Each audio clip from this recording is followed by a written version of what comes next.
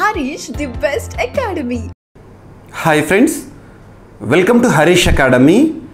ఈరోజు వార్తలు నిలిచిన జాతీయ అంతర్జాతీయ రాష్ట్రీయాంశాల గురించి, వార్తలు నిలిచిన వ్యక్తులు, అవార్డులు, పుస్తకాలు, మరి క్రీడా సంబంధిత సమాచారం, ఒక్కొక్క అంశాన్ని వివరంగా తెలుసుకుందాం.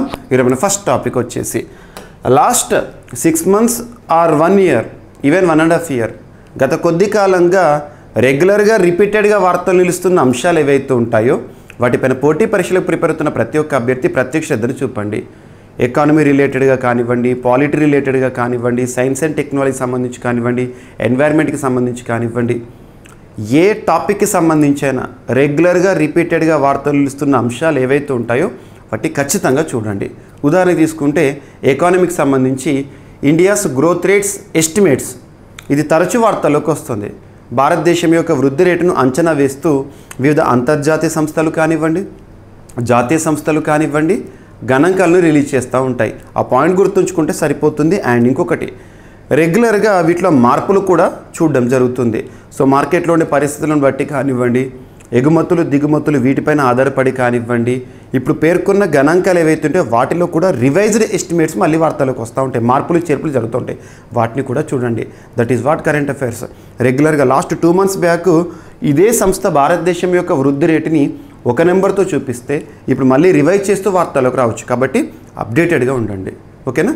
సో ఇక్కడ అబ్జర్వ్ చేస్తే రీసెంట్గా భారతదేశం యొక్క వృద్ధి రేటును ప్రస్తుత సంవత్సరం 2024 సంవత్సరంలో 6.9% అంచనా వేస్తూ ఐక్యరాజ్య సమితికి సంబంధించి అనుబంధంగా పనిచేస్తున్న, న్యూయార్క్ కేంద్రంగా పనిచేస్తున్న సంస్థ United nations department of economic and social affairs వారు చెప్తున్నారు, అంచనా వేస్తూ వార్తల్లోకి వచ్చారు. So United nations department of economic and social affairs, UN దేశాన్ని గుర్తుంచుకోండి. న్యూయార్క్ కేంద్రంగా పనిచేస్తున్న సంస్థ భారతదేశం యొక్క వృద్ధి రేటును ఈ సంవత్సరంలో 6.9%గా ఉండబోతోంది అని చెప్తూ వార్తల్లోకి వచ్చారు. అండ్ ఇటువంటి టాపిక్స్ ఏవైతే ఉంటే సబ్జెక్టుల వారీగా చూడండి. అందులోనూ ఏపీకి సంబంధించి 75 మార్క్స్కి ఎకానమీ ఉంది. AP economy and Indian economy కలుపుకొని గ్రూప్ 2 మెయిన్స్ ఎగ్జామినేషన్లో. తెలంగాణకు సంబంధించి 150 మార్క్స్ ఉంది. కాబట్టి ఇంపార్టెన్స్ ఇవ్వండి ఎకానమిక్ సబ్జెక్ట్కి. మీరు CA 360లో నేను చెప్పిన అప్డేట్స్ ఏవైతే ఉంటాయో వాటన్నిటి కూడా మీరు కరెంట్ ఎకానమీలో భాగంగా చదవండి, ఖచ్చితంగా మీకు యూజ్ ఉంటుంది, ఓకేనా.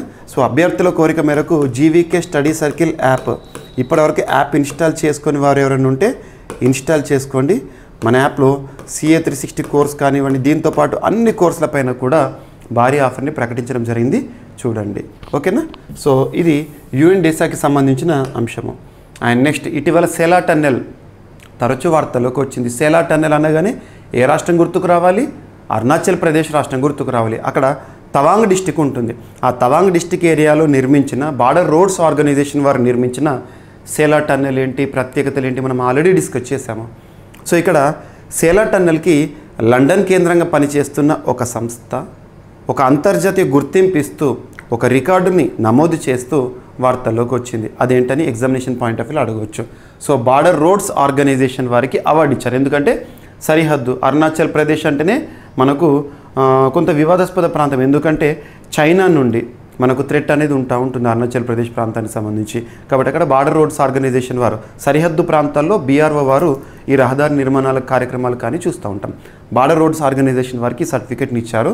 సో సేలా టన్నెల్ సంబంధించి ప్రత్యేకత ఏంటంటే దాదాపు ఎంత ఎత్తులో, ప్రపంచంలో అత్యంత ఎత్తైన అని చెప్పొచ్చు, లేదా భారతదేశంలోనే అత్యంత ఎత్తైన ప్రాంతంలో 13,000 అడుగుల ఎత్తులో ఈ టన్నెల్ని నిర్మించారు. సముద్ర మట్టానికి 13,000 అడుగుల ఎత్తులో నిర్మించబడిన సేలా టన్నెల్ ఎక్కడ ఉంది అంటే అరుణాచల్ ప్రదేశ్లోని తవాంగ్లో ఉంది. సో ప్రాజెక్ట్ వర్తక్లో భాగంగా దీన్ని నిర్మించడం జరిగింది. సో దీనికి రీసెంట్గా వచ్చిన గుర్తింపు ఏంటంటే ఇంటర్నేషనల్ బుక్ ఆఫ్ హానర్, లండన్కి సంబంధించిన గుర్తింపు. ఇంటర్నేషనల్ బుక్ ఆఫ్ హానర్లో గుర్తింపు పొందుతూ సేలా టన్నెల్ ఇటీవల భారతదేశంలోనే అత్యంత ఎత్తైన టన్నెల్గా మరొకసారి వార్తల్లోకి వచ్చింది. ఎగ్జామినేషన్ పాయింట్ ఆఫ్ వ్యూలో అడగవచ్చు, ఓకేనా. అండ్ ఇటీవల తరచూ వార్తలు నిలుస్తున్న అంశాల్లో అగ్నిపర్వతాలు, లేదా వార్తలు నిలుస్తున్న సమస్యాత్మక ప్రాంతాలు, సముద్రాలు, జలసందులు, ఇవి చాలా మనకు చూస్తున్నాం. సో ఇక్కడ రీసెంట్గా ఇండోనేషియాకి సంబంధించి చాలా అగ్నిపర్వతాలు మనం చూసాము. సో ఇండోనేషియాకి సంబంధించిన ఒక అగ్నిపర్వతం మౌంట్ ఇబు అగ్నిపర్వతం మరొకసారి బద్దలవుతూ చుట్టుపక్కల ప్రాంతాలకు సమస్యాత్మకంగా మారి వార్తల్లోకి వచ్చింది. సో ఇండోనేషియాలోని ఉత్తర మలుకు ప్రావిన్స్ హల్మెహెరాలో ఉన్న మౌంట్ ఇబు అగ్నిపర్వతం ఇటీవల బద్దలవడం అనేది మనకు వార్తాపత్రిక. ఇప్పుడు మీకు ఇది ఈరోజు మార్నింగ్ ఈనాడు పేపర్ చూస్తే మీకు ఈ పిక్చర్ కనబడుతుంది. సో మనం అన్నీ కూడా న్యూస్ పేపర్స్ నుండి కానీ ఆ న్యూస్ పేపర్ నుండి తీసుకున్న సమాచారాన్ని అథెంటిక్ ఇన్ఫర్మేషన్ మనం కన్ఫర్మ్ చేసిన తర్వాత మీకు చెప్పడం జరుగుతుంది. సో మీకు అఫిషియల్ వెబ్సైట్స్ గవర్నమెంట్ సంబంధించిన సమాచారం కానివ్వండి ఇవన్నీ చూస్తూ ఉంటాం. అండ్ ఇంకొకటి ఏంటంటే లాస్ట్ 2 months నుండి టాపిక్స్ అనేవి తగ్గుతూ ఉంటున్నాయి. కారణం ఏంటంటే మనం అబ్జర్వ్ చేస్తే ఎన్నికల సంఘం కేంద్ర ఎన్నికల సంఘం ఎలక్షన్ షెడ్యూల్ని రిలీజ్ చేసింది. 18వ లోక్సభ ఎన్నికలకు సంబంధించిన షెడ్యూల్ని రిలీజ్ చేసింది March 3rd వీక్లో. అంటే మోడల్ కోడ్ ఆఫ్ కండక్ట్ అమల్లో ఉంది. కాబట్టి ఈ సమయంలో ప్రభుత్వం కేంద్ర ప్రభుత్వమైనా రాష్ట్ర ప్రభుత్వాలైనా కొత్త పథకాలను కానీ పాలసీస్ కానీ రూపొందించకూడదు. గవర్నమెంట్ సంబంధించిన ఇనిషియేటివ్స్ అనేవి రావు.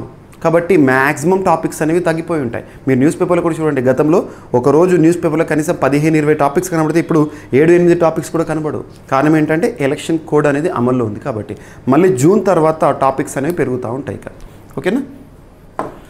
అండ్ నెక్స్ట్ వచ్చేసి భారతదేశానికి సంబంధించి ఎవరెస్ట్ మరియు MDH మసాలాలు ఏవైతే ఉంటే వాటిపైన రీసెంట్గా హాంకాంగ్, సింగపూర్ ఇవి నిషేధం విధించాయి. అందులో క్యాన్సర్ కారకాలు ఉన్నాయని, ఇథిలిన్ ఆక్సైడ్ వంటివి ఉన్నాయని, ఇథిలిన్ ఆక్సైడ్ క్యాన్సర్ కారకాలు, కార్సినోజెనిక్ ఏజెంట్స్ ఉన్నాయని చెప్పేసి అక్కడ ఆహార ప్రమాణాలను ఉద్దేశించి నిషేధాన్ని విధించారు.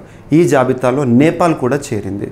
నేపాల్ కూడా MDH, ఎవరెస్ట్ ఈ మసాలాలపైన నిషేధాన్ని విధిస్తూ వార్తల్లోకి వచ్చింది. కారణం ఏంటంటే cancer causing agents present in that masalas. గుర్తుంచుకోండి, ఇథిలిన్ ఆక్సైడ్ అని గుర్తుంచుకోండి. ఇటీవల వార్తల్లోకి వచ్చిన వీటిపైన చూడండి. భారతదేశంలోనేమో పీచ్ మిఠాయి పైన నిషేధంతో చాలా రాష్ట్రాల వార్తల్లోకి వచ్చినాయి. తమిళనాడు, కర్ణాటక, హర్యానాల. అక్కడేమో రోడమైన్ బి గురించి చూస్తాము. ఇటువంటి కెమికల్స్ ఇటీవల వార్తల్లోకి వచ్చినాయి కదా, వాటిని చూడండి ఖచ్చితంగా. ఓకేనా. సో ఈ నిషేధంతో రీసెంట్గా అంశం. ఇక నేపాల్ విషయానికి వస్తే తరచూ వార్తల్లోకి వస్తుంది. రీసెంట్గా వారు ముద్రిస్తున్న 100 రూపీస్ నోట్ ఏదైతుందో దానిపైన ఒక వివాదాస్పద పటం ముద్రించడం. నేపాల్ పటంలో మన భారతదేశంలోని ఉత్తరాఖండ్ రాష్ట్రంలో ఉన్న కలపాని, లింపులేక్, లింపియాదురా వీటిని ముద్రించడం అనేది వివాదాస్పదమైంది. భారత్కి నేపాల్కి మధ్య ఇటీవల సంస్కృత సంబంధిత సహకారం విషయంలో ఒప్పందాలు ఇటువంటి చూస్తున్నాం మనం. అండ్ మెదడుపై వాతావరణ మార్పుల ప్రభావం ఉంటుంది అని రీసెంట్గా ల్యాన్సెట్ జర్నల్ వారు ఇచ్చిన కథనం. సో ఇక్కడ చూడండి, వాతావరణంలో మార్పులు అటు పర్యావరణంపైనే కాకుండా ప్రజల ఆరోగ్యంపై కూడా ప్రతికూల ప్రభావం చూపుతున్నదని ల్యాన్సెట్ జర్నల్ రీసెంట్గా పేర్కొంది. వాతావరణంలో హెచ్చుతగ్గులు ప్రజల మెదడుపై దుష్ప్రభావం చూపుతున్నదని తెలిపింది. మైగ్రేన్, అల్జీమర్స్ వ్యాధులు ఉన్నవారిలో ఈ ప్రభావం అధికంగా ఉంటున్నదని పేర్కొనడం జరిగింది. అత్యధిక లేదా అత్యల్ప ఉష్ణోగ్రతలు మెదడు సంబంధిత వ్యాధులను ప్రభావితం చేస్తున్నాయని లండన్స్ ఇన్స్టిట్యూట్ ఆఫ్ న్యూరాలజీకి చెందిన పరిశోధకులు రీసెంట్గా చెప్పడం జరిగింది. ప్రతికూల ప్రభావం మెదడు పైన. అండ్ రీసెంట్గా food safety standards authority of India వారు భారతదేశంలో ఆహార ప్రమాణాలను నిర్దేశించే సంస్థ, ministry of health and family welfare పరిధిలో పనిచేసిన సంస్థ food safety standards authority of India. వీరే మనకు ఈ ట్రేడ్ సర్టిఫికేట్స్ ఇటువంటి మంజూరు చేస్తూ వార్తల్లోకి వచ్చారు గతంలో. సో వీరు ఏమని చెప్తున్నారంటే ప్రస్తుతం మనము ఆ పండ్లు ఉంటాయి కదా, మనం తినే ఫ్రూట్స్ ఏవైతే ఉంటాయో ఆ ఫ్రూట్స్ని రైపెన్ చేయడానికి, పండించడానికి ఆర్టిఫిషియల్గా మనం కొన్ని కెమికల్స్ని వాడుతూ ఉంటాం. అటువంటి కెమికల్స్లో ఒక కెమికల్ని వాడకండి, కాల్షియం కార్బైడ్ని ఎట్టి పరిస్థితుల్లో వాడకండి అని చెప్పేసి మార్గదర్శకాలను రిలీజ్ చేస్తూ వార్తల్లోకి వచ్చింది food safety standards authority of India. The Food Safety Standards Authority of India has asked the traders and food business operators not to use banned chemical calcium carbide to ripen fruits. గుర్తుంచుకోండి. And అక్షర రూపంలో వెల్లడించే కొత్త సాంకేతిక అభివృద్ధి అనే అంశంతో శాస్త్రవేత్తలు వార్తల్లోకి వచ్చారు. మెదడులో ఏం ఆలోచిస్తున్నామో అక్షర రూపంలో కనిపించేలా ఒక సాంకేతికత, మన మెదడులో ఏమనుకుంటామో అది అక్షరాల్లోకి కనబడుతుందంట.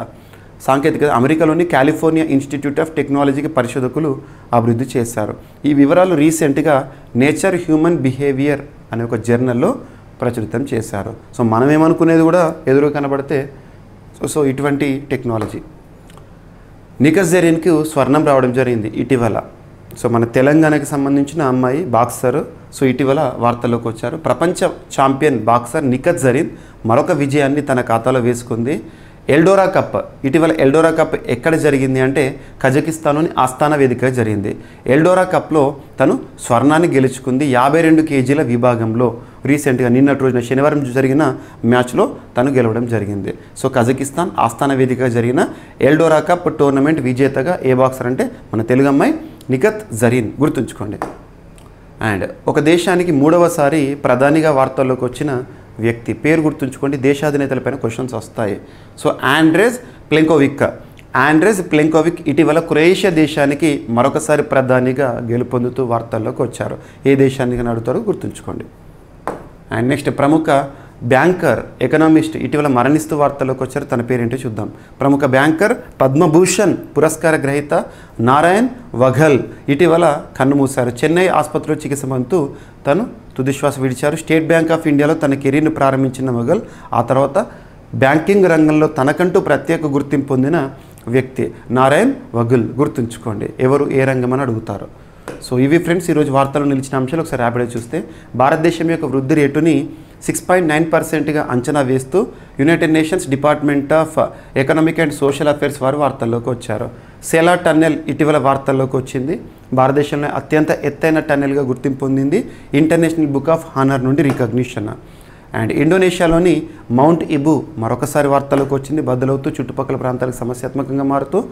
అండ్ ఎండిహెచ్ ఎవరెస్ట్ మసాలాల్లో ఇథిలిన్ ఆక్సైడ్ క్యాన్సర్ కారకాలు ఉన్నాయని ఇప్పటికే బ్యాంకాక్, సింగపూర్, హాంకాంగ్, సింగపూర్ వీరు నిషేధించారు. ఇప్పుడు నేపాల్ కూడా ఆ జాబితాలో చేరింది. అండ్ మెదడుపై వాతావరణ మార్పుల ప్రభావం ఉంటుంది అని చెప్పేసి, ప్రతికూల ప్రభావం ఉంటుందని ల్యాన్సెట్ జర్నల్ వారు ఇచ్చిన నివేదిక.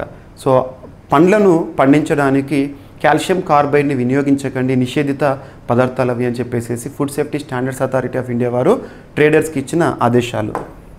అండ్ అక్షర రూపంలో వెల్లడించే కొత్త సాంకేతికతను అమెరికాకి సంబంధించి ఇన్స్టిట్యూట్ ఆఫ్ టెక్నాలజీకి సంబంధించి కాలిఫోర్నియా శాస్త్రవేత్తలు అభివృద్ధి చేస్తున్నారు. నిఖత్ జరీన్ ఇటీవల ఎల్డోరా కప్ విజేతగా స్వర్ణాన్ని గెలుచుకుంది. 52 కేజీల విభాగము ఆస్తానా కజకిస్తాన్ వేదికగా జరిగిన టోర్నీ. అండ్ ఆండ్రేజ్ ప్లెంకోవిక్ ఇటీవల క్రొయేషియా దేశానికి 3వసారి అధ్యక్షునిగా గెలుపొందుతూ వార్తల్లోకి వచ్చారు. ప్రముఖ బ్యాంకర్, ఎకనామిస్ట్ మరణిస్తూ వార్తల్లోకి వచ్చారు. పద్మభూషణ్ పురస్కార గ్రహీత నారాయణ్ వఘల్ గారు. సో ఇవి ఫ్రెండ్స్ ఈరోజు వార్తలో నిలిచిన అంశాలు. మిస్లేనియస్ అంశాలు ఏమైనా మిగిలిపోతే రేపటి క్లాస్లో జోడించి మరొకసారి చర్చించుకుందాం. రేపు కలుద్దాం. Thank you.